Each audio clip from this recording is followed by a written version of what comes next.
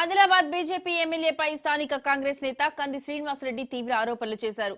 పాయల్ శంకర్ భూ కబ్జాలతో సామాన్య ప్రజలను తీవ్ర ఇబ్బందులకు గురి చేస్తున్నారని ఆరోపించారు.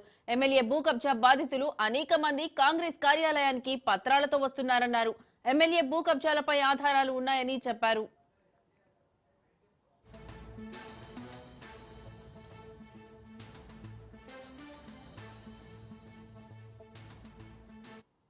ఆదిలాబాద్ ఎమ్మెల్యే పాయల్ శంకర్ గారి మీద నేను వారి భూ కబ్జాల్ని ప్రశ్నించినందుకు నా మీదకు నా ఆఫీస్ మీదకు పాయల్ శంకర్ గారి రౌడీ మూకలు దాడులకు తెగబడడం చాలా దురదృష్టకరం. కంది శ్రీనివాస్ రెడ్డిది పెట్టే చెయ్యి, పాయల్ శంకర్ది లాక్కునే చెయ్యి. పాయల్ శంకర్, నీకు దమ్ముంటే ఇద్దరం కలిసిపోయి అడుగుదాం సీఎం గారిని, ఆదిలాబాద్ జర్నలిస్టులందరికీ ఇళ్ల స్థలాలు పట్టాలు ఇవ్వాలని, ఇల్లు కూడా ఇవ్వాలని. వస్తావా?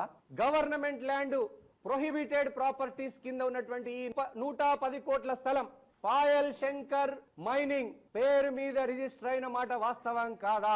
అట్లనే నీ అల్లుడు బోడకుంట సిద్ధార్థ్ గారు దాదాపు 50 కోట్ల విలువైనటువంటి 2 ఎకరాల భూమిని కబ్జా చేసింది వాస్తవం కాదా? ఇగో 13 కోట్ల విలువైనటువంటి భూమిని చూపిస్తున్నా. ఎవరి పేరు మీద రిజిస్టర్ అయింది? ఇది వైద్య శ్యామ్ పాయల్ శరత్ గారి డ్రైవర్, బండి వెంకటి పాయల్ శంకర్ గారి డ్రైవర్, పవార్ మనోజ్ పాయల్ శంకర్ గారి పిఏ. పట్టపగలు మిట్ట మధ్యాహ్నం ఆదిలాబాద్ పేద ప్రజల భూములు కొట్టేసేటువంటి భూపకాసురుడు పాయల్ శంకర్ నువ్వు కాదా? వీటికి ఈ చిట్టాకు అంతు లేదు. కాబట్టి చక్రవాకం ఒకటో ఎపిసోడ్ అయిపోయింది, 2వ ఎపిసోడ్లో మళ్ళీ కలుసుకుందామని మీడియా మిత్రులందరికీ తెలియజేస్తూ